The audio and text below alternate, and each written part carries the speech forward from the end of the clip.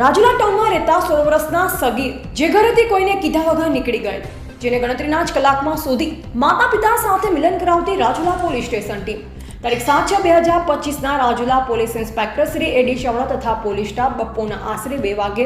Police station ખાતે હાજર હતા. જે વખતે પોલીસ ઇન્સ્પેક્ટર શ્રી એડી ચાવડાનાઓના ફોનમાં એક ફોન આવેલ અને ફોન કરનાર લાલજીભાઈ મોહનભાઈ પરમાર રહે રાજુલા આંબેડકર નગર એસટી વર્કશોપની પાછળ તાલુકા રાજુલા જિલ્લા અમરેલી વાળાએ જણાવેલ કે તેમનો દીકરો વૈભવ જેની ઉંમર 16 વર્ષનો સગીર વયનો છે, જે ઘરેથી કોઈને પણ કીધા વગર નીકળી ગયેલ છે અને તેની કાંઈ ભાન મળતી નથી, તો તમે પોલીસ કંઈક મદદ કરો તેમ જણાવેલ. જે અન્વયે રાજુલા પોલીસ ઇન્સ્પેક્ટર શ્રી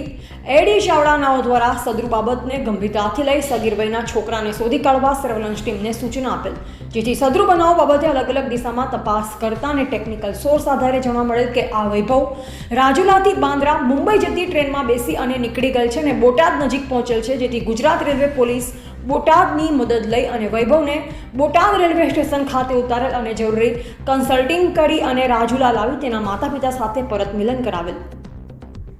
સગીરની વિગત: વૈભવ સન ઓફ લાલજીભાઈ મોહનભાઈ પરમાર, ઉંમર વર્ષ 16, રહે મૂળ બારમણ તાલુકા ખાંભા જિલ્લા અમરેલી, હાલ રાજુલા આંબેડકર નગર તાલુકા રાજુલા જિલ્લા અમરેલી. આ કામગીરી મહેરબાન અમરેલી પોલીસ અધિક્ષક શ્રી સંજય ખરા સાહેબ તથા મદદનીશ પોલીસ અધિક્ષક શ્રી વલય વૈદ્ય સાહેબ સાવરકુંડલા વિભાગના માર્ગદર્શન હેઠળ રાજુલા પોલીસ સ્ટેશનના પોલીસ ઇન્સ્પેક્ટર શ્રી એડી ચાવડા સાહેબ તથા રાજુલા પોલીસ સ્ટેશનની સર્વેલન્સ ટીમના એસઆઈ મધુભાઈ નથુભાઈ પોપટ તથા હેડ કોન્સ્ટેબલ હરપાલસિંહ વિક્રમસિંહ ગોહિલ તથા હેડ કોન્સ્ટેબલ હરેશભાઈ ભાયાભાઈ વાળા, હેડ કોન્સ્ટેબલ મનુભાઈ રામભાઈ માંગાણી તથા હેડ કોન્સ્ટેબલ સુરેશભાઈ ઠાકરસિંહભાઈ મેર દ્વારા કરવામાં આવેલ. રિપોર્ટર કાળુસા, કનોજિયા, જાફરાબાદ, અમરેલી.